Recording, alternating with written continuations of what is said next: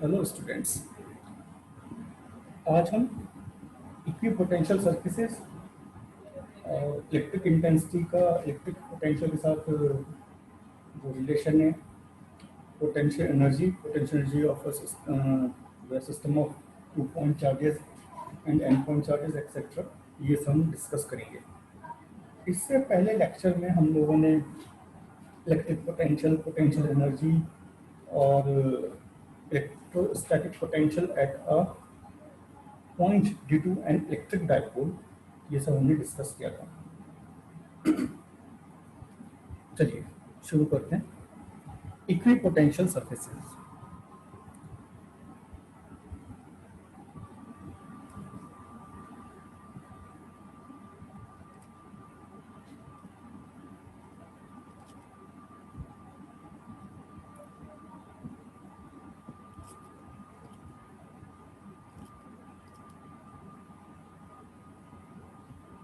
Equipotential surfaces, देखिए जैसे इसके नाम से ही पता चल रहा है,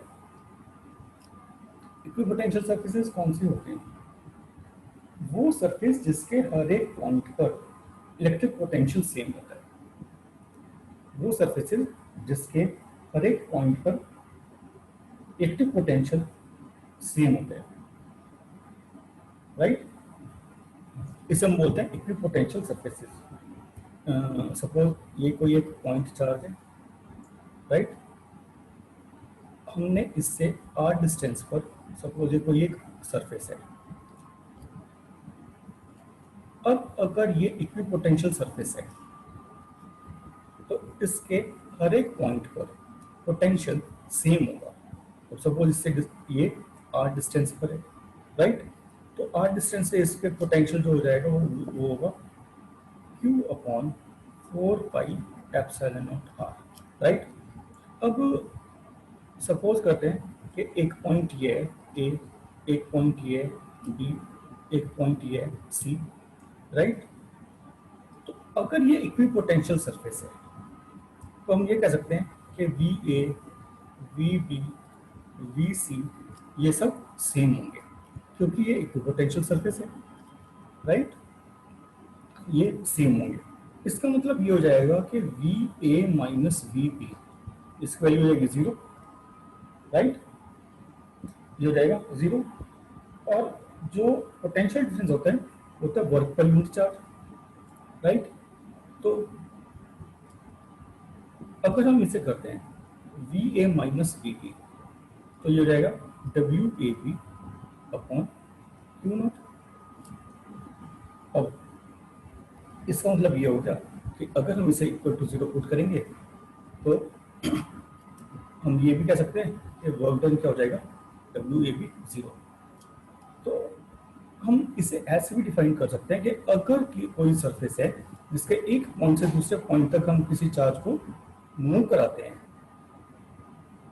तो अगर ये इक्विपोटेंशियल सरफेस है तो वर्क डन इसमें 0 जाएगा। या ये कहिए कि इक्विपोटेंशियल सरफेस के एक पॉइंट से दूसरे पॉइंट तक अगर हम किसी चार्ज को मूव करते हैं तो उस चार्ज को मूव करने के लिए जो फोर्स ने वर्क किया है, जो भी वर्क डन है वो 0 जाएगा, राइट। तो no work is done in moving the test charge from one point of equipotential surface to the other.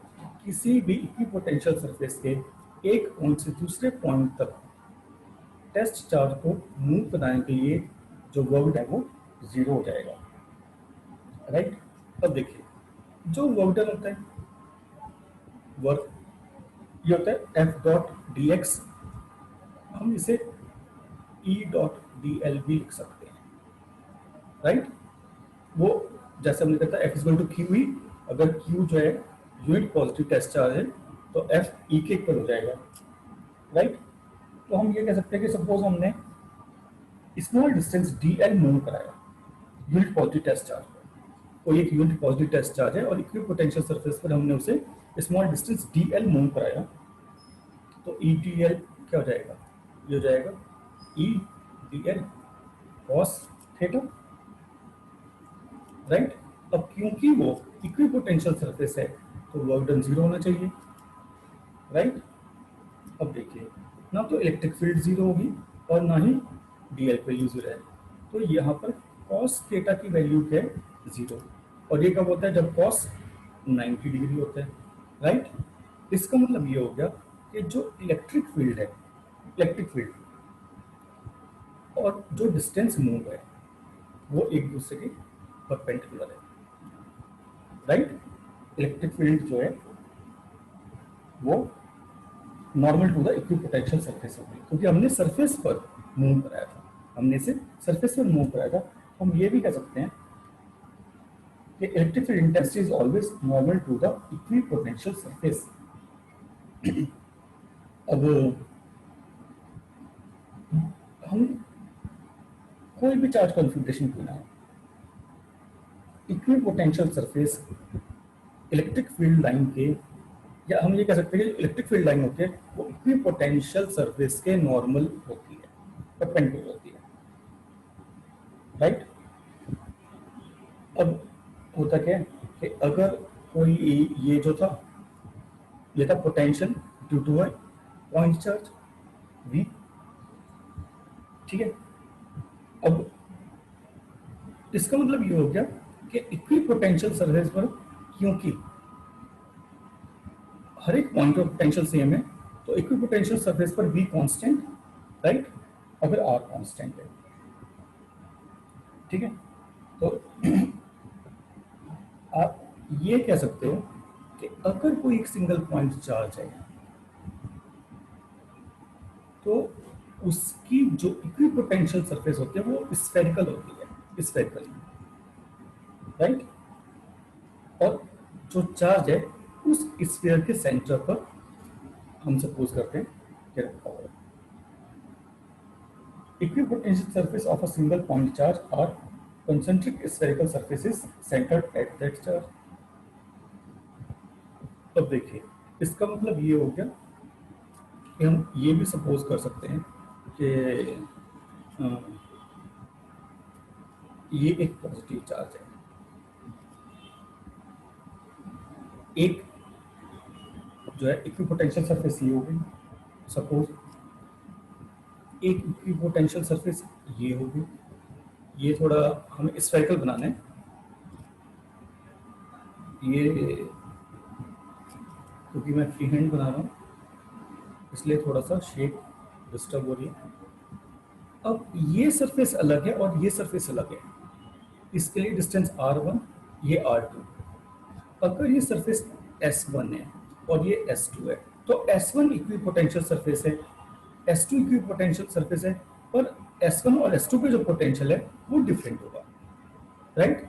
तो जो इक्विपोटेंशियल सरफेस है वो कंसेंट्रिक स्फीयर्स बनाएंगे और चार्ज है उसके सेंटर पर डिसाइड करेगा। अब होता क्या है कि जो हमारी इलेक्ट्रिक फील्ड लाइंस होती हैं वो कुछ ऐसे होती हैं, सपोज ये इलेक्ट्रिक फील्ड लाइन है, ये इलेक्ट्रिक फील्ड लाइन है, ऐसे करके ये इलेक्ट्रिक फील्ड लाइंस है। इलेक्ट्रिक फील्ड लाइन जो है, जो ये इक्विपोटेंशियल सरफेस है इसके परपेंडिकुलर होगी, राइट। तो ऐसे ही जो है कंसेंट्रिक स्फीयर्स बनाएंगे, जो इक्विपोटेंशियल सरफेसेस हैं और जो चार्ज है वो उसके सेंटर पर होगा। ये थोड़ा ठीक नहीं बन रही है,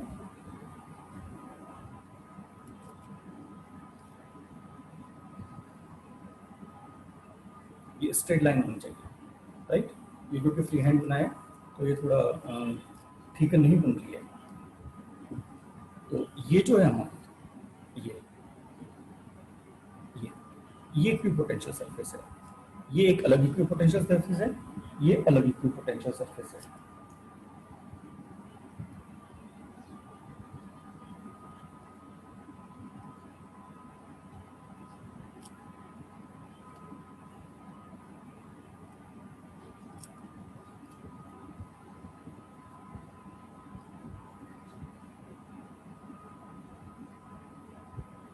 राइट।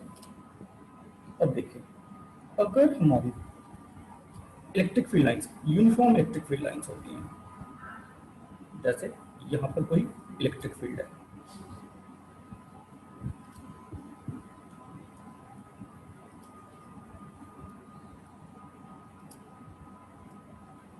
ये कोई इलेक्ट्रिक फील्ड है।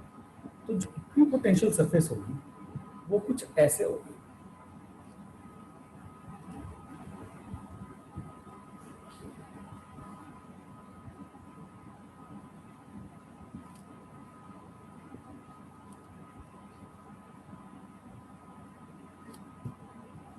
राइट। तो ये इक्विपोटेंशियल सरफेस इसके नॉर्मल है। हम ऐसे इक्विपोटेंशियल सरफेस ऐसे बना सकते हैं। ये कोई इक्विपोटेंशियल सरफेस है सपोज, राइट, और यहाँ से इलेक्ट्रिक फील्ड लाइंस निकल रही हैं। एक्चुअली ये कुछ ऐसे होना चाहिए,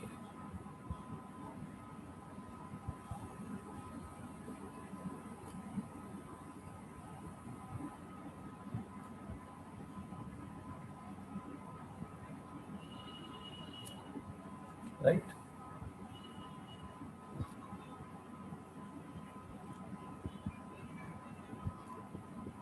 ये इक्विपोटेंशियल सरफेस मैंने एक डॉटेड लाइन से बना दी और एक कंटिन्यूस से, इसे कंटिन्यूस लाइन भी कर देते हैं। ये कोई इक्विपोटेंशियल सरफेस है,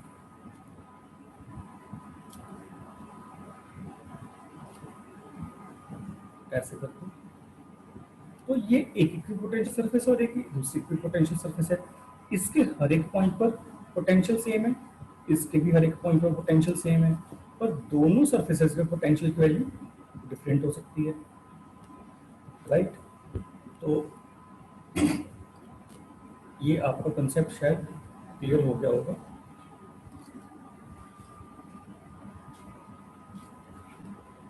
ओके, ये इक्विपोटेंशियल सरफेस होती है। तो अगर कोई पॉइंट चार्ज है, राइट, तो कंसेंट्रिक स्फीयर्स जो होते हैं इक्विपोटेंशियल सरफेस बनाते हैं, वो स्फेरिकल सिमेट्रिक होती है। अब अगर ये एक यूनिफॉर्म इलेक्ट्रिक फील्ड है, तो जो ये प्लेन है, plane perpendicular to the electric field lines, ये इक्विपोटेंशियल सरफेसेस बनती हैं। तो इस टाइप से ये जो है आप ध्यान रखेंगे इक्विपोटेंशियल सरफेसेस। ऐसे ही हम जो है इलेक्ट्रिक डायपोल के लिए जो है इलेक्ट्रिक फील्ड लाइंस जैसे हमने ड्रॉ की थी, ऐसे ही डायपोल के लिए इक्विपोटेंशियल सरफेसेस हम ड्रॉ करते हैं। तो अगर इक्वल पॉजिटिव चार्जेस हैं, हम उनके लिए जो है इक्विपोटेंशियल सरफेसेस ड्रॉ करते हैं, जैसे हमने और किसी भी जो ये इक्विपोटेंशियल सरफेस है, इलेक्ट्रिक फील्ड लाइंस उसके परपेंडिकुलर ही होंगी। चलिए, आपके पास जो भी बुक है उससे आप जो है एक बार ये पढ़ सकते हैं। अब हम करते हैं relation between electric field and electric potential.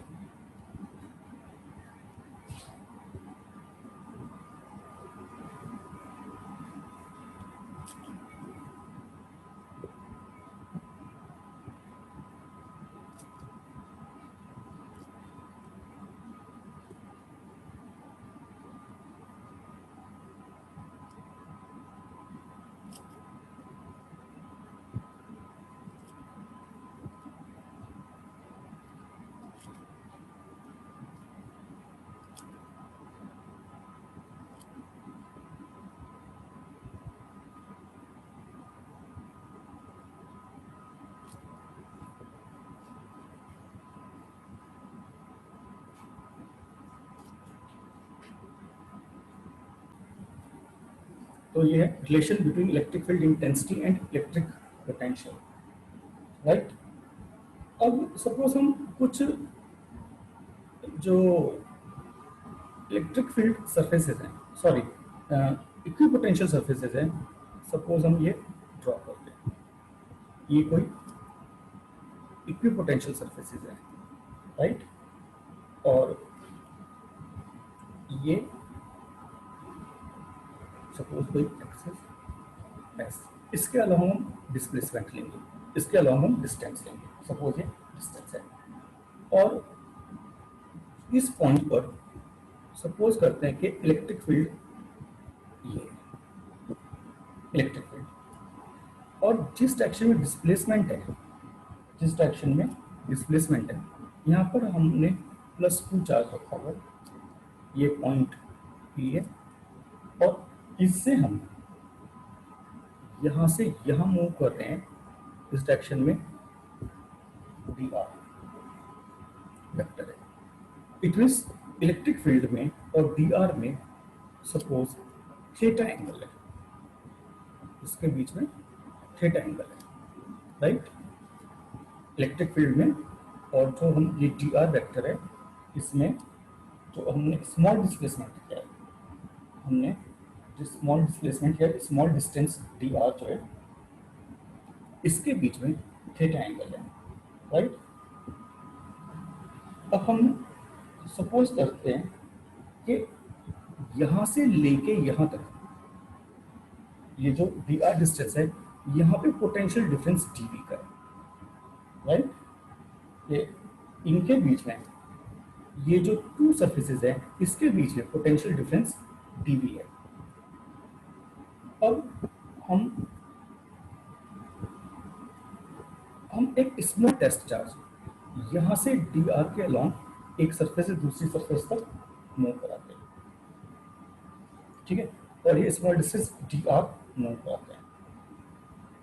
इसका मतलब ये हुआ कि जो चार्ज है वो एक इक्विपोटेंशियल सरफेस से दूसरी इक्विपोटेंशियल सरफेस पर मूव कराया, जिनके बीच की डिस्टेंस डी आर है और पोटेंशियल डिफरेंस डी वी है, राइट। तो डी वी पोटेंशियल डिफरेंस और हमने D R small distance move कराया प्लस क्यू चार्ज को, राइट। अब जो इलेक्ट्रिक फील्ड है वो इक्विपोटेंशियल सरफेस के परपेंडिकुलर है, ये यहाँ पर परपेंडिकुलर होगी। अब देखिए हमें टेस्ट चार्ज को एक यहां से यहां तक मूव कराएंगे, जो वर्क करा हमने, वर्क डन।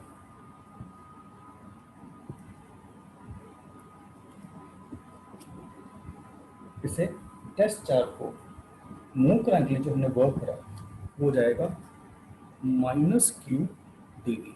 देखिए इधर से इलेक्ट्रिक फील्ड इधर जा रही है, तो यहाँ पे पोटेंशियल ज्यादा है, इधर पोटेंशियल कम है, राइट। तो यहाँ पे जो पोटेंशियल है, कम वाले पोटेंशियल से ज्यादा वाला पोटेंशियल माइनस करेंगे तो वो वैल्यू नेगेटिव आएगी, राइट। नेगेटिव साइन क्या कर रहा है कि decrease in potential in the direction of electric field.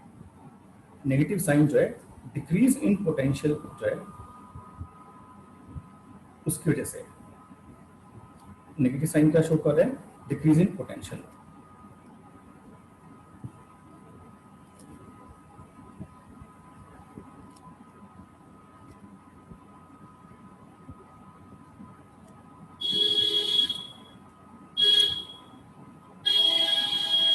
Decrease in potential की वजह से, राइट। अब देखिए वैसे जो वर्क डन है, जो वर्क डन का फॉर्मूला होता है वो होता है फोर्स इनटू डिस्प्लेसमेंट।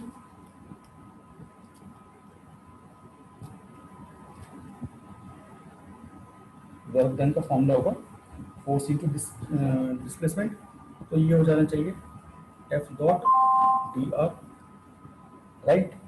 और फोर्स है क्यू ई, तो Q E dot D R, right.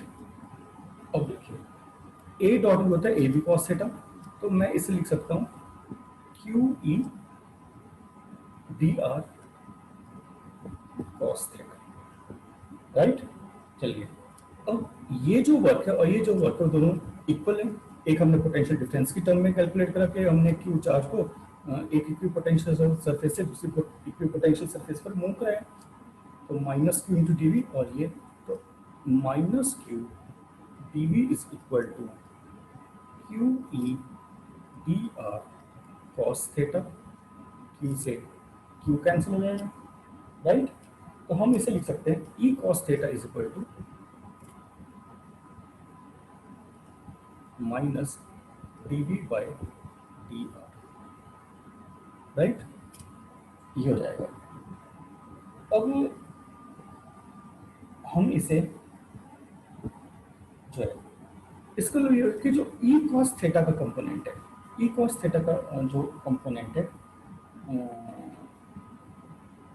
Sorry ई कॉस थीटा जो इलेक्ट्रिक फील्ड का कंपोनेंट है, ई कॉस थीटा जो इलेक्ट्रिक फील्ड का कंपोनेंट है इन डायरेक्शन ऑफ डी आर। इसका मतलब कि जिस डायरेक्शन में डिस्प्लेसमेंट हो रहा है हमें इलेक्ट्रिक फील्ड का वही वाला कंपोनेंट लेना।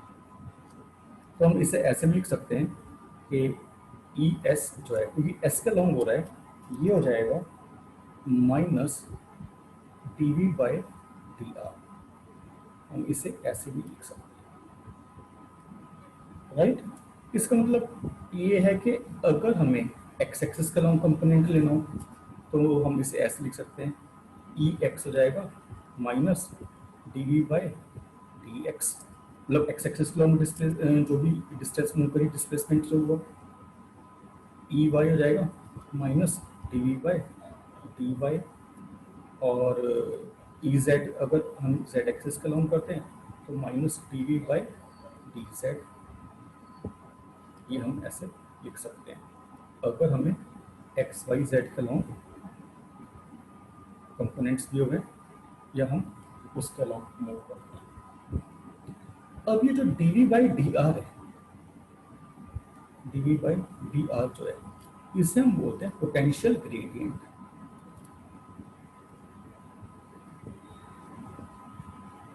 कोई भी जो जैसे पोटेंशियल डिस्टेंस के साथ चेंज हो रहा है, डिस्टेंस चेंज हो रहा है, पोटेंशियल चेंज हो रहा है, तो हम ऐसे भी बोल सकते हैं कि कोई भी अगर वेरिएबल जो भी है वो डिस्टेंस के साथ चेंज हो रहा होता है, कोई भी फिजिकल क्वांटिटी जो डिस्टेंस के साथ चेंज हो रही होती है उसे हम ग्रेडियंट मतलब बोलते हैं। जैसे पोटेंशियल डिस्टेंस के साथ चेंज हो रहा है तो पोटेंशियल ग्रेडियंट, राइट। जैसे टाइम के साथ चेंज होते हैं तो उसमें हम रेट करते हैं time rate of change of, तो सिमिलरली ये क्या पोटेंशियल जो है डिस्टेंस की रेस्पेक्ट में चेंज हो रहा है, डिस्टेंस के साथ चेंज हो रहा है, तो पोटेंशियल ग्रेडियंट। तो हम क्या कह सकते हैं कि इलेक्ट्रिक फील्ड का जो मैग्नीट्यूड होता है वो पोटेंशियल ग्रेडियंट के जो है नेगेटिव के इक्वल होता है, right. Magnitude of electric field जो है वो हम क्या कहते हैं, पोटेंशियल ग्रेडियंट या change in potential per unit displacement normal to the equipotential surface जो है उसके, और ये electric field negative of potential gradient के इक्वल होता है, राइट। इसका मतलब ये है कि अगर पोटेंशियल डिस्टेंस का फंक्शन है तो पोटेंशियल का first derivative with respect to distance जो है नेगेटिव, अगर हम उसका साइन देते हैं वो इलेक्ट्रिक फील्ड हमें देगा, हम ऐसे बोल सकते हैं।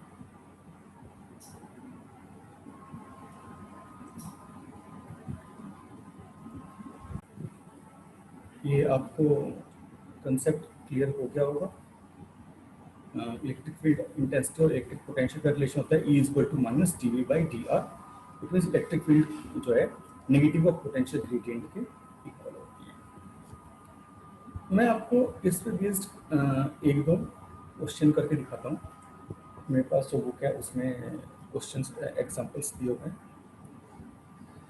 देखिए, जैसे सपोज कोई यूनिफॉर्म इलेक्ट्रिक फील्ड है 10 न्यूटन पर कूलम और ये वर्टिकली डाउनवर्ड डायरेक्शन में, it means vertically downward direction में कोई इलेक्ट्रिक फील्ड है और ये 10 न्यूटन पर कूलम इलेक्ट्रिक फील्ड है डाउनवर्ड डायरेक्शन, राइट। अब हमें निकालना है इंक्रीज इन इलेक्ट्रिक पोटेंशियल, हमें increase in electric potential find out करना है, right. Increase in electric potential find out करना है as one goes through a height of 50 centimetre.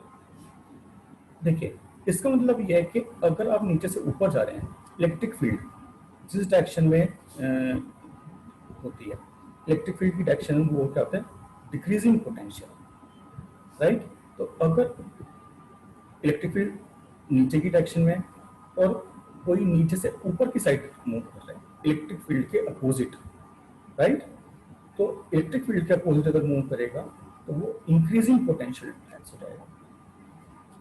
अब इसका मतलब ये हुआ कि जो हमें इलेक्ट्रिक फील्ड दी हुई है क्योंकि वो डाउनवर्ड डायरेक्शन में, तो -10 न्यूटन पर कूलम हो जाएगी डाउनवर्ड डायरेक्शन में, राइट। तो हमारा जो ई का फॉर्मूला होता है वो होता है minus D we by D r, और हमें जो डी आर दिया हुआ है वो कितना दिया हुआ है 50 सेंटीमीटर, 50 सेंटीमीटर, इसे मैं लिख सकता हूँ 50 इंटू 10⁻⁻² मीटर, राइट। तो चलिए, इलेक्ट्रिक फील्ड हमें दी हुई है -10, माइनस डी भी हमें कैलकुलेट करना है, और ये दिया हुआ है 50 इंटू 10⁻², नेगेटिव से नेगेटिव कैंसिल हो जाएगा, तो डी वी की वैल्यू हो जाएगी 50 इंटू 10⁻⁻1, ये इधर आके मल्टीप्लाई हो जाएगा, तो 5, डी वी की वैल्यू हो जाएगी 5 वोल्ट।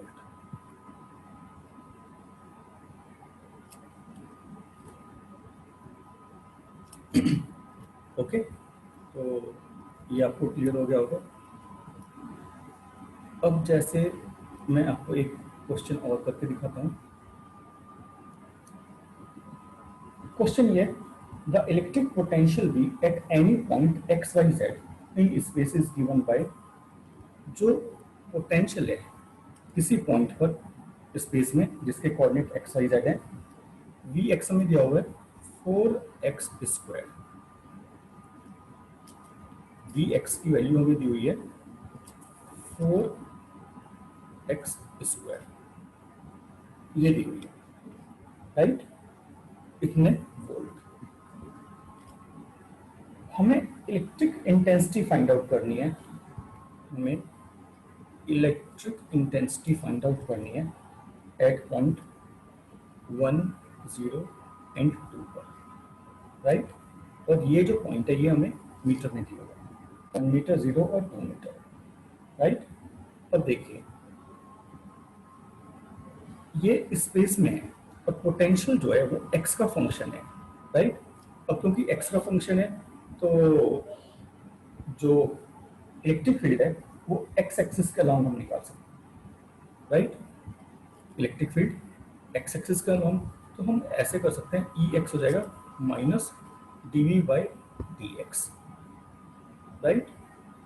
अब क्योंकि ये सिर्फ एक्स का फंक्शन है, तो इसका जो ई वाई और ई जेड कंपोनेंट है वो 0 होगा, तो जो नेट इलेक्ट्रिक फील्ड है वो ई एक्स के इक्वली होगी, राइट। अब देखिए, हमें वी दिया हुआ था 4x², d we by D x हो जाएगा 4 2 8 इंटू एक्स, राइट। तो इलेक्ट्रिक फील्ड हो जाएगी -8x, और x का जो यहाँ पर पॉइंट है वो 1, तो इलेक्ट्रिक फील्ड हो जाएगी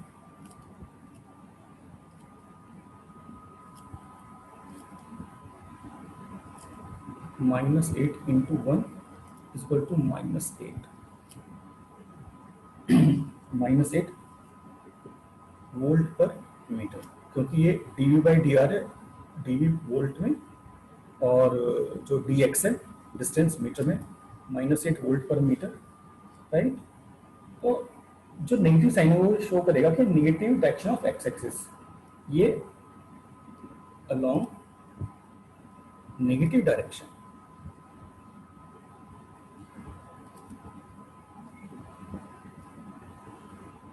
negative direction of X axis, ठीक है। अब क्योंकि ये v जो है x का कंपोनेंट था, तो हमने dv बाई डी एक्स करा। अगर यहाँ पर ये y भी होता तो हमें dv बाई डी वाई भी हम कर सकते थे, क्योंकि ये x, इस जो v है वो x के एक्सिस के अलोंग चेंज हो रहा है, x का फंक्शन है, राइट। तो इस टाइप से हम ये यूज करते हैं। तो आपको पोटेंशियल ग्रेडियंट इलेक्ट्रिक फील्ड का जो रिलेशन है वो यूज करना आता होगा।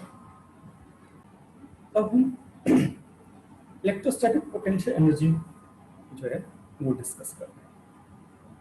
Electrostatic potential energy of a system of charges, right.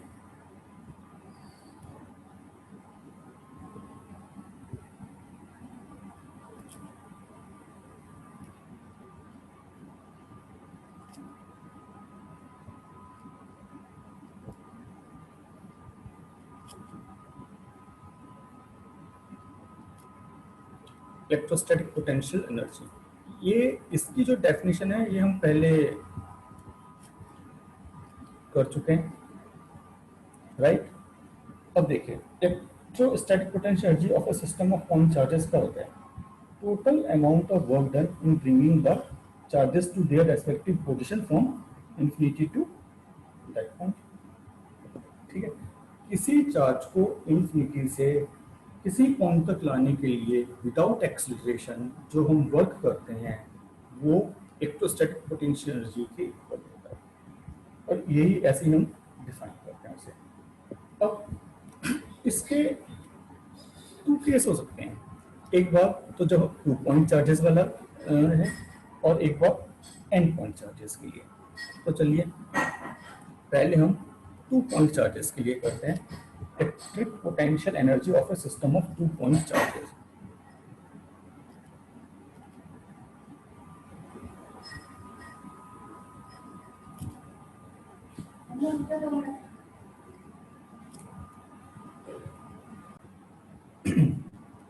तो electrostatic potential energy of a system of 2 point charges.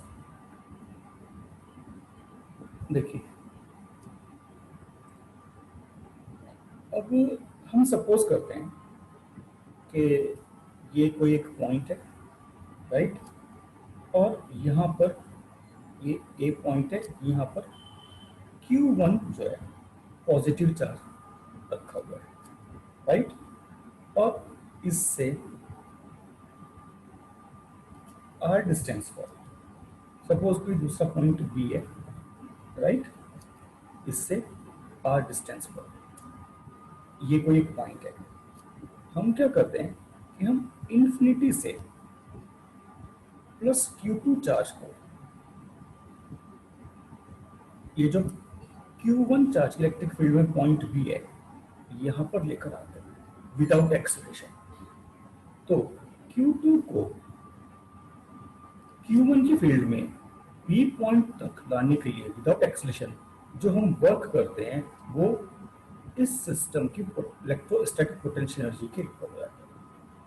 ठीक है, ओके। तो अब देखिए B पॉइंट पे Q1 का जो पोटेंशियल होगा वो कितना हो जाएगा, ये हो जाएगा Q1 upon 4 pi epsilon not R। ये R डिस्टेंस पे हम जो है पोटेंशियल कैलकुलेट कर रहे हैं, राइट।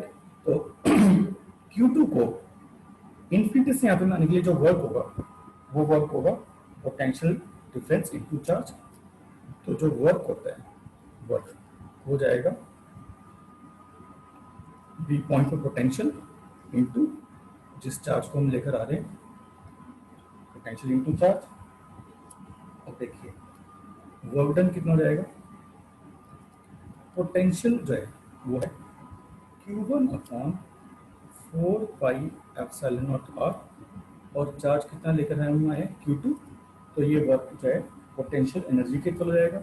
तो हम ऐसे बोल सकते हैं कि वर्क डन पोटेंशियल एनर्जी के इक्वल है जिसके Q1 Q2 upon 4 pi epsilon not R, right. ये जो R है ये R Q1 Q2 के बीच की डिस्टेंस है, जब यहाँ पर प्लस Q2 आ जाएगा, राइट।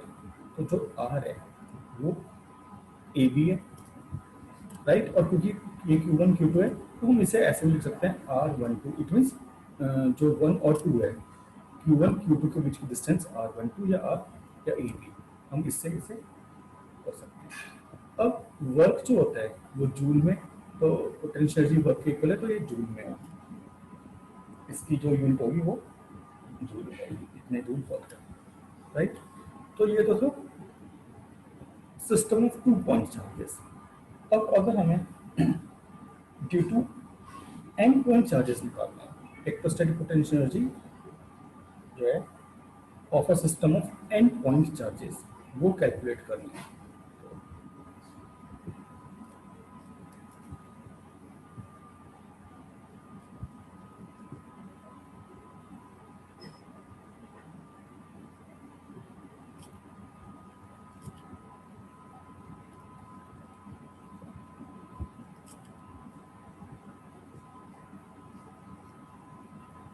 अब हम इलेक्ट्रोस्टैटिक पोटेंशियल एनर्जी जो है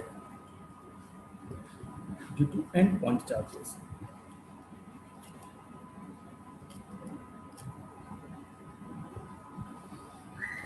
ये कैसे फाइंड आउट करते हैं ये देखते हैं। अब देखिए, सपोज यहाँ पे कोई एक पॉइंट है P1 जिसका पोजीशन वेक्टर R1 है सपोज, और यहाँ पर कोई और चार्ज नहीं है, इट मीन्स यहाँ पे किसी की भी इलेक्ट्रिक फील्ड नहीं है। हम इन्फिनिटी से सपोज Q1 चार्ज को यहाँ पर लेकर आते हैं, इन्फिनिटी से Q1 चार्ज को हम P1 पॉइंट पर लेकर आते हैं जिसका पोजीशन वेक्टर R1 है, राइट। अब क्योंकि ये किसी की इलेक्ट्रिक फील्ड में नहीं आया तो इससे फर्स्ट चार्ज को लाने के लिए जो वर्क डन है वो हो जाएगा 0। क्यों? क्योंकि यहाँ पे किसी की भी इलेक्ट्रिक फील्ड नहीं थी, तो हमें किसी भी दूसरे चार्ज की इलेक्ट्रिक फील्ड के अगेंस्ट वर्क नहीं करना पड़ा। तो जब हम बोलते हैं विदाउट एक्सेलरेशन, तो Q1 को इन्फिनिटी से इस पॉइंट तक लाने के लिए कोई भी वर्क नहीं करना पड़ा, क्योंकि यहाँ पर कोई और चार्ज अभी नहीं है और किसी भी यहाँ पे इलेक्ट्रिक फील्ड नहीं है। अब यहाँ पर Q1 चार्ज आ गया है। अब सपोज हम इन्फिनिटी से ये कोई दूसरा पॉइंट है, राइट, जिसका पोजीशन वेक्टर R2 है, और यहाँ पर हम Q2 चार्ज लेकर आते हैं, राइट। और हम Q2 चार्ज लेकर आते हैं R2, सपोज ये कोई पॉइंट है P2 पॉइंट जिसका पोजीशन वेक्टर R2 है, यहाँ पर हम कोई दूसरा चार्ज लेकर आते हैं Q2, राइट। इसका मतलब ये है कि P1 से लेकर P2 तक के जो बीच की डिस्टेंस है, जो P1 P2 के बीच की डिस्टेंस है, ये कोई दूसरा पॉइंट है P2, ये हो जाएगी R12, राइट। तो देखिए Q2 को लाने के लिए हमें कितना वर्क करना पड़ा, सपोज वो W2 वर्क करना पड़ा और वो Q1 की इलेक्ट्रिक फील्ड में आया, तो ये हो जाएगा Q1 Q2 upon 4 pi epsilon R12, right. तो ये वर्क होता है पोटेंशियल इनटू जिस चार्ज को हम लेकर आए। तो W2 को हम ऐसे भी लिख सकते हैं, W2 क्या था, पोटेंशियल Q1 का जो यहाँ पोटेंशियल था, और Q2 जो चार्ज हम लेकर आए थे, तो ये था पोटेंशियल था Q1 upon 4 pi epsilon not R12 into Q2, तो W2 ये हो गया। अब यहाँ पर दो चार्ज आ गए। अब सपोज यहाँ पे कोई थर्ड पॉइंट है P3 जिसका पोजीशन वेक्टर है R3, और यहाँ पर हम कोई थर्ड चार्ज Q3 लेकर आते हैं, राइट। तो ये जो Q3 है ये Q1 और Q2 दोनों की इलेक्ट्रिक फील्ड में आया है, तो Q3 को लाने के लिए हमें Q1 और Q2 की जो इलेक्ट्रिक फील्ड है उसके अगेंस्ट हम लेकर आए, तो इसके बीच की डिस्टेंस ये हो जाएगी R13, जैसे ये था R12, और इनके बीच की डिस्टेंस हो जाएगी R23, राइट। इसका मतलब ये है कि जो हमें वर्क करना है, जो टोटल वर्क डन हो जाएगा Q3 को लाने के लिए, W3 हो जाएगा Q1 के वजह से और Q2 के, राइट। और देखिए पोटेंशियल ड्यू टू Q1 जो है into Q3 plus potential due to Q2 into Q3, right, at P3। तो देखिए जब हम Q1 की इलेक्ट्रिक फील्ड में जो इसका इफेक्ट है उसकी वजह से ये हो जाएगा Q1 Q3 upon 4 pi epsilon not R13 plus Q2 Q3 upon 4 pi epsilon not R23, right. क्योंकि जब हम Q3 को लेकर आए वहां पर Q1 और Q2 ये दोनों चार्ज पहले से ही यहाँ पर थे, राइट। तो यहाँ पे Q1 की भी इलेक्ट्रिक फील्ड थी और Q2 की भी इलेक्ट्रिक फील्ड थी, इट मीन्स P3 पे Q1 की वजह से भी पोटेंशियल था और Q2 की भी पोटेंशियल था, तो हमने इतना करना पड़ा, राइट। तो ऐसे करके हम, और अगर एक और चार्ज लेकर आएंगे तो वो Q1 Q2 और Q3 ये उसकी वजह से हो जाएगा। तो जो ऐसे करके ये जितने भी हम चार्ज लेकर आते हैं, तो टोटल वर्क डन जो हो जाएगा इन चार्जेस को लाने के लिए, ये हो जाएगा W1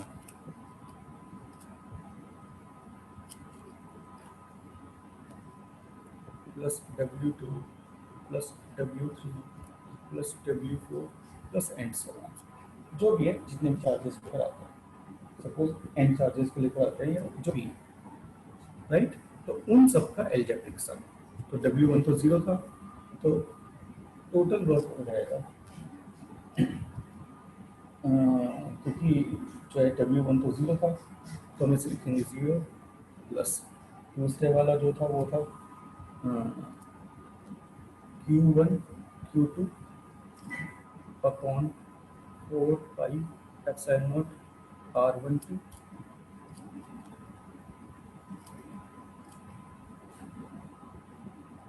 राइट।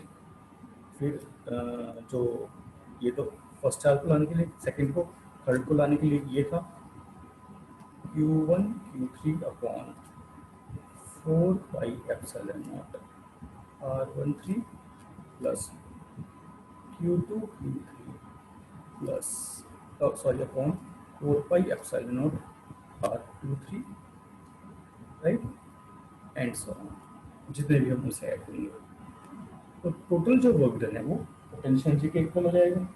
तो हम इसे ऐसे लिख सकते हैं, टोटल पोटेंशियल जो जाएगी, अब जो भी यहाँ से कम आ रहा है उसे हम बाहर कर सकते हैं 1 upon 4 pi epsilon not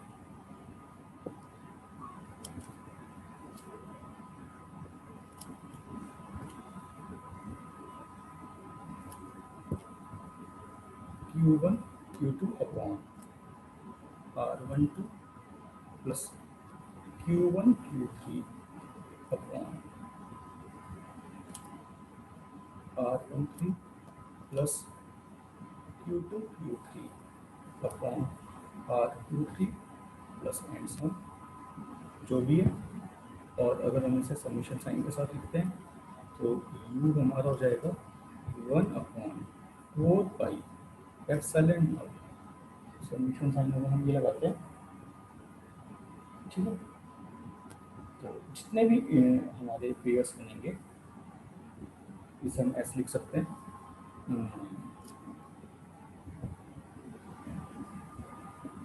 QJ QK upon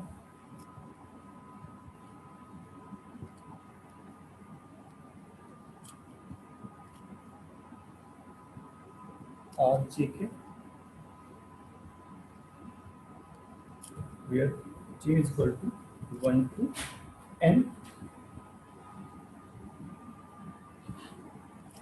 and K is not equal to 1, ये 1 से नहीं शुरू होगा, या अगर हम ये लिखते हैं K is equal to 1 to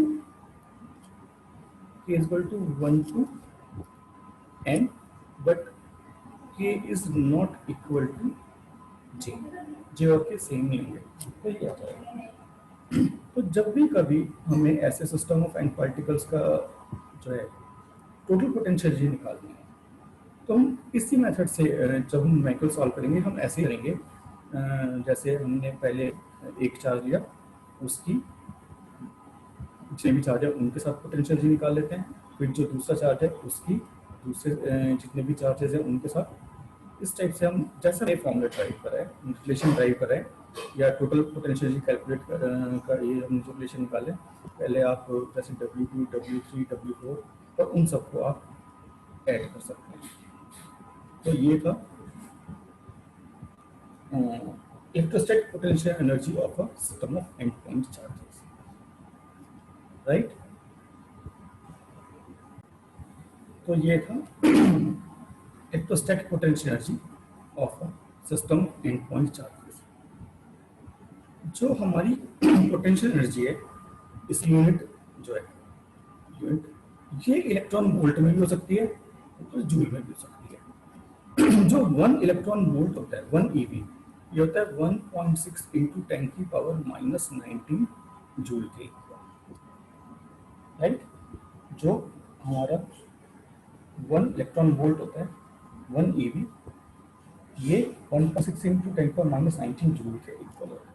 तो ये जो एनर्जी थी ये इलेक्ट्रॉन वोल्ट में भी हो सकती है और जूल में भी हो सकती है, ये इसकी यूनिट्स है। अब मैं आपको जो है एक एग्जाम्पल करके दिखाता हूँ जिसमें हम यही यूज़ करेंगे, सिस्टम ऑफ एटॉम चार्जेस वाला जो कंसेप्ट जिससे हमने ये इसकी एनर्जी फाइंड आउट करी थी, इसे यूज़ करना है कि ये उन्हें कैसे यूज़ करना है। मैं एक एग्जाम्पल के थ्रू आपको समझाता हूँ। चलिए, मेरे पास जो बुक है उसमें एक एग्जाम्पल दिया हुआ है। इसमें क्या है, 3 चार्जेस प्लस क्यू, कोई 3 चार्जेस हैं प्लस क्यू 2Q, ये भी पॉजिटिव है, and -4Q plus Q plus 2Q and -4Q, ये 3 चार्जेस हैं और ये placed on 3 vertices of an equilateral triangle. ये कोई एक सपोज इक्विलेटरल ट्राइंगल है, राइट। ये ए बी सी, और हम मान के चलते हैं कि इनकी जो बीच की डिस्टेंस की इक्विलेटरल ट्राइंगल की, ये ऑल साइड्स आर इक्वल, ये आर, ये इक्विलेटरल ट्राइंगल है, राइट। और हम यहाँ पर सपोज प्लस क्यू चार्ज, यहाँ पर प्लस 2Q चार्ज और यहाँ -4Q चार्ज रखा हुआ। ओके, क्वेश्चन ये है जो इसकी बीच साइड है, साइड जो दी हुई है वो हमें दी हुई है 0.1 मीटर, ये हमें साइड दी हुई है। हमें calculate electrostatic potential energy of a system, हमें इस पूरे सिस्टम का जो है electrostatic potential energy find out करनी है, और हमें Q की वैल्यू जो दी हुई है वो दी हुई है 10⁻⁻7, ये दिया हुआ, राइट। तो जो हमें टोटल पोटेंशियल एनर्जी कैलकुलेट करनी है, तो हम क्या करते हैं, पहले हम एक ही पोटेंशियल एनर्जी कैलकुलेट करते हैं पूरे सिस्टम के साथ। तो UAB प्लस UAC, पहले मैंने ए लिया, ए का बी के साथ जो पोटेंशियल एनर्जी है, ए बी की पोटेंशियल एनर्जी प्लस ए सी की पोटेंशियल एनर्जी। अब ए के दोनों केस हो गए, क्योंकि ए का बी के साथ भी हो गया, सी के साथ भी हो गया।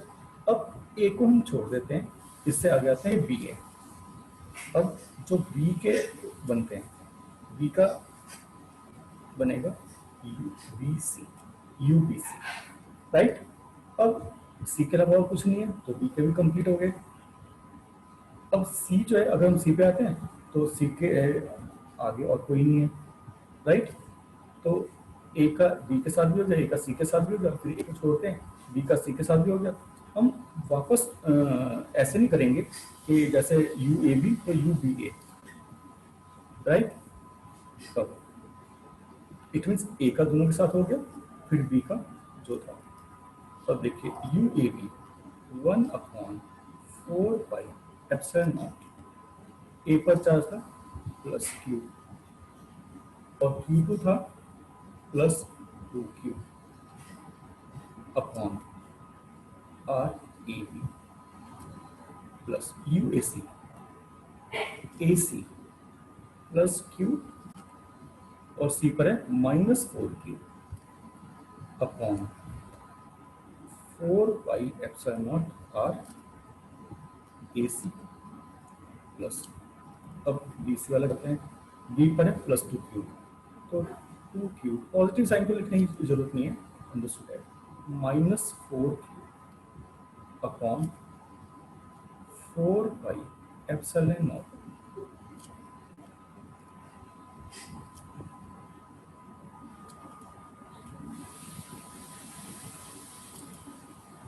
R।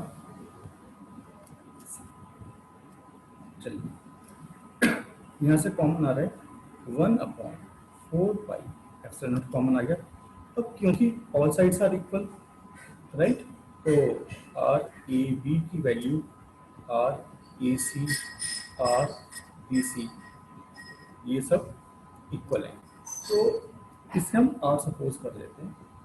तो आर ये जो है सब जगह से कॉमन हो जाएगा और ये आर भी कॉमन हो जाएगा। यहाँ बचेगा plus Q and plus two Q, तो ये टू क्यू स्क्वायर हो जाता है, ये माइनस है और ये प्लस है, ये माइनस हो जाएगा फोर क्यू स्क्वायर और ये नेगेटिव हो जाएगा, four to the eight q square.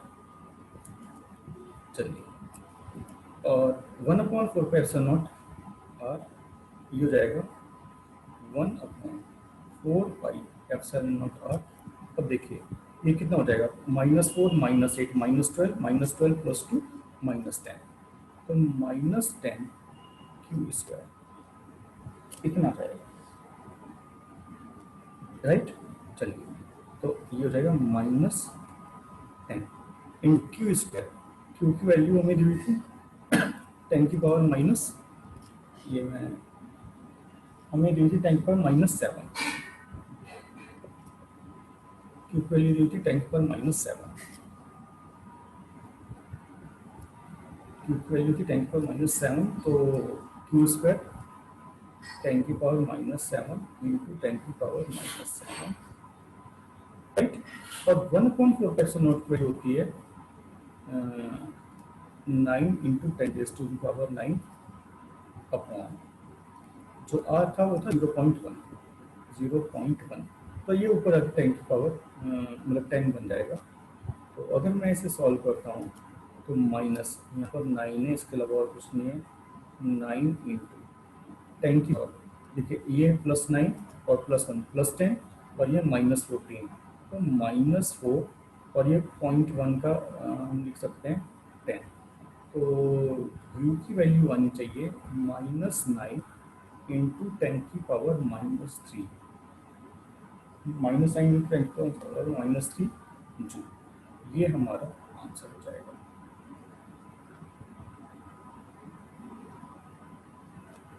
Minus 9 into ten की पावर माइनस थ्री, ये था माइनस 4 और ये प्लस 1, तो माइनस थ्री, तो 9 इंटू टेन की पावर माइनस थ्री, इसे मैं क्लियर लिख देता हूँ थोड़ा सा ठीक से नहीं लिखता है।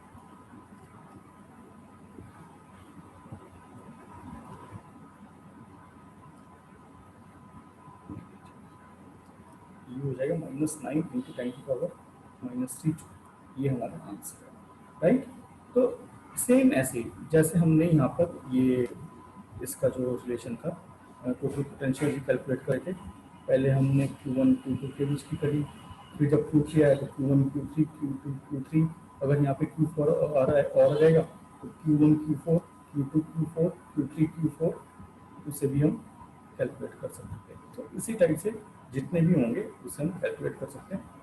तो टोटल पोटेंशियल जी हमने जो है सिस्टम की कैलकुलेट करी है, जिस टाइप से हमने ऊपर ये फाइंड आउट कर रहे थे, अलग वैल्यू कैलकुलेट करके उन्हें ऐड किया था, सिमिलरली हमने यहाँ पर भी ये किया। तो उम्मीद है कि आपको ये क्लियर हो गया होगा। आपके पास जो भी बुक है रेफरेंस बुक, आप उससे ये क्वेश्चंस ट्राई कर सकते हैं। अब देखिए ये जो हम electrostatic potential energy find out कर रहे थे, ये कुछ ऐसा था कि पहले यहाँ पे कोई चार्ज Q1 था, उसकी फील्ड में हम Q2 लेकर आते हैं, राइट। और जब हमने ये करा कि पहले यहाँ पे कोई भी चार्ज नहीं था, हम Q1 लेकर आए तो उसके वर्क डन 0 हो गया, फिर Q2 लेकर आए तो Q2 हम Q1 की इलेक्ट्रिक फील्ड में लेकर आए थे, तो हमें इस वजह से कुछ जो वर्क था, और फिर जब हम Q2 लेकर आए तो वहाँ पे ऑलरेडी Q1 Q2 थे। अब अगर एक्सटर्नल इलेक्ट्रिक फील्ड होती है, यहाँ पर कोई एक्सटर्नल इलेक्ट्रिक फील्ड है और हम उसमें कोई जो चार्ज है वो लेकर आ रहे हैं, potential energy of charge in external electric field,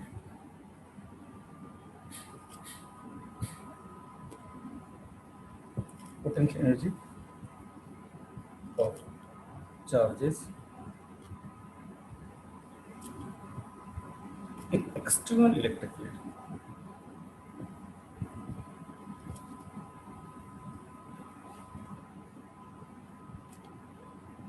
ये कुछ ऐसे है कि यहाँ पर कोई एक एक्सटर्नल इलेक्ट्रिक फील्ड लगी हुई है ऑलरेडी। यहाँ पर कहीं पर कोई एक्सटर्नल इलेक्ट्रिक फील्ड है। सपोज ये कोई एक्सटर्नल इलेक्ट्रिक फील्ड है, राइट। और हम एक्सटर्नल इलेक्ट्रिक फील्ड में चार्जेस लेकर आ रहे हैं। अब देखिए, अगर सपोज ये कोई एक पॉइंट है ए, जिसका पोजीशन वेक्टर r1, राइट। अब सपोज यहाँ पे कोई दूसरा पॉइंट है बी, जिसका पोजीशन वेक्टर है r2।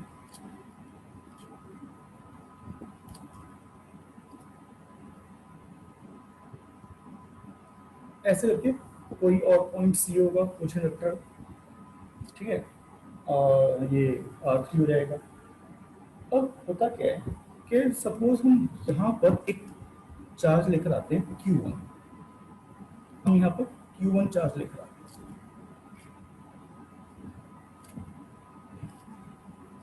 सपोज हम यहाँ पर Q1 चार्ज लेकर आते हैं, तो ये एक्सटर्नल इलेक्ट्रिक फील्ड हम जो है चार्ज को लेकर आए। तो इस एक्सटर्नल इलेक्ट्रिक फील्ड में चार्ज को लाने के लिए हमें कुछ वर्क करना पड़ा, राइट। तो जो वर्क है W1 वो हो जाएगा Q1 चार्ज लेकर आए थे इनटू पोटेंशियल एट R1, जो भी पोटेंशियल होगा R1 का, राइट। अब जब हम कोई दूसरा चार्ज लेकर आते हैं यहाँ पर, सपोज Q2 चार्ज लेकर आते हैं, राइट। तो यहाँ एक्सटर्नल इलेक्ट्रिक फील्ड तो थी ही, Q1 भी है। यहाँ पे जो एक्सटर्नल इलेक्ट्रिक फील्ड थी वो तो थी ही। अब यहाँ पर Q2 जब हम लेकर आए तो यहाँ पर ऑलरेडी Q1 भी है, तो हमें एक्सटर्नल इलेक्ट्रिक फील्ड और Q1 दोनों को कंसीडर करना पड़ेगा, राइट। अब देखिए, इसका मतलब ये होगा कि एक्सटर्नल इलेक्ट्रिक फील्ड में लाने के लिए हमें W को करना पड़ा। ये हो जाएगा Q2 in V and V R2, right. ये तो करना ही पड़ा। और Q1 की वजह से जो करना पड़ा सपोज वो W3 है, ये हो जाएगा Q1 Q2 upon 4 pi epsilon not R12, right. तो ये तो हो गया एक्सटर्नल इलेक्ट्रिक फील्ड की वजह से जो Q2 को लाने के लिए एक्सटर्नल इलेक्ट्रिक फील्ड में, और ये Q2 की Q1 की इलेक्ट्रिक फील्ड में, सॉरी Q1 था पहले, Q1 था, तो Q1 की फील्ड में लाने के लिए जो हमें वर्क करना पड़ा, यहाँ पे Q1 की फील्ड भी होगी, राइट। हमें जो वर्क करना पड़ा, इट मीन्स कि टोटल वर्क डन कितना हो जाएगा, टोटल वर्क डन हो जाएगा W1 plus W2 plus W3, right. तो चलिए टोटल वर्क डन जो है पोटेंशियल एनर्जी के इक्वल हो जाएगा। तो हम ये कह सकते हैं कि total work done potential energy और ये कितना हो जाएगा Q1 VR1, मतलब R1 पॉइंट पे जो पोटेंशियल है, राइट। VR1 से मतलब है कि R1 पॉइंट पर जो पोटेंशियल है प्लस Q2 VR2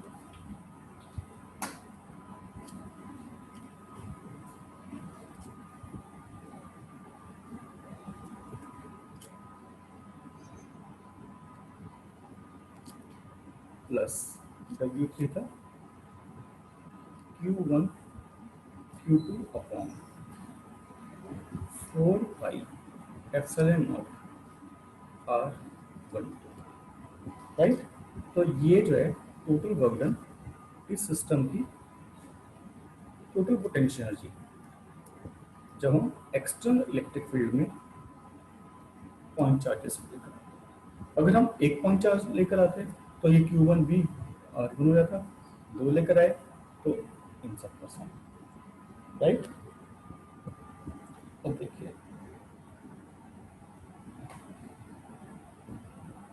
हम जो इन्फिनिटी पे हम पोटेंशियल जीरो सपोज करते हैं, राइट। तो ये जो है ये था potential for charges in external electric field. अगर आप एक सिंगल चार्ज को लेकर आते हो तो ये जाता U1 V R1, राइट। और अगर दूसरे को भी लेकर आए तो एक्सटर्नल इलेक्ट्रिक फील्ड की वजह से वर्क, और जो पहले चार्ज आया Q1 उसकी वजह से जो पोटेंशियल एनर्जी है। तो ये टोटल सिस्टम की पोटेंशियल एनर्जी जो है याद है। तो उम्मीद करते हैं कि ये सब आपको क्लियर हो गया होगा, आपने ये नोट भी कर लिया होगा। आज की क्लास में हमने क्या क्या करा उसे एक बार देख लेते हैं। हमने इक्वी पोटेंशियल सरफेसेस कराए हैं, राइट। और ये कंसेंट्रिक स्फेरिकल स्फीयर्स जो होते हैं कंसेंट्रिक स्फेरिकल होती हैं, और इसके सेंटर पर चार्ज होता है, ये due to a point charge है। Electric field lines equi potential surface के परपेंडिकुलर होती है। ये आपके पास जो भी बुक है उसमें से आप थोड़ा पढ़ भी सकते हैं। फिर हमने relation between electric field intensity and electric potential करा है। ये जो भी था E=-dV/dr, हमने इसके बेस्ड एक दो क्वेश्चंस करे हैं जो मेरे पास बुक में है उसमें। फिर हमने इलेक्ट्रोस्टैटिक पोटेंशियल एनर्जी जो है कैलकुलेट करी, और ये सिस्टम ऑफ 2 पॉइंट चार्जेस ये कैलकुलेट करा, मतलब उसका जो है रिलेशन हमने फाइंड आउट करा। और फिर system of and point charges के लिए, फिर ये जो system of and point charges के लिए था उसे मैंने न्यूमेरिकल जो है न्यूमेरिकल हम कैसे यूज़ करते हैं उसे मैं आपको एक एग्जांपल की हेल्प से समझाया। फिर हमने पोटेंशियल जो चार्जेस इन एक्सटर्नल इलेक्ट्रिक फील्ड जो है कि अगर कहीं पर एक्सटर्नल इलेक्ट्रिक फील्ड है और वहाँ पर हम कुछ चार्जेस को लेकर आते हैं, जैसे हमने पहले एक लेकर आए फिर दूसरा लेकर आए, तो उसकी वजह से जो पोटेंशियल एनर्जी होती है गॉर्डन पोटेंशियल एनर्जी के इक्वल होता है, ये हमने डिस्कस किया। तो आज के लिए हम इतना ही करते हैं। उम्मीद करता हूँ कि ये सब आपको क्लियर हो गया होंगे। आपके पास जो भी बुक है आप उसे एक बार रीड कीजिए, ये देखने के बाद समझने के बाद। अगर आपको कोई भी ये कंसेप्ट क्लियर रहता है तो कोई भी बुक हो आपके पास आप उससे समझ सकते हैं। उसमें न्यूमेरिकल्स होंगे, आप न्यूमेरिकल्स ट्राई कर सकते हैं। और कंसेप्ट क्लियर होता है तो बुक कोई भी हो, ठीक है, उसमें जो भी है आपके पास थ्योरी और डेरिवेशंस वगैरह वो फिर आपको क्लियर हो जाता है। उसमें जो न्यूमेरिकल्स होते हैं वो भी आप कर सकते हो ट्राई। तो आज के लिए इतना ही करते हैं।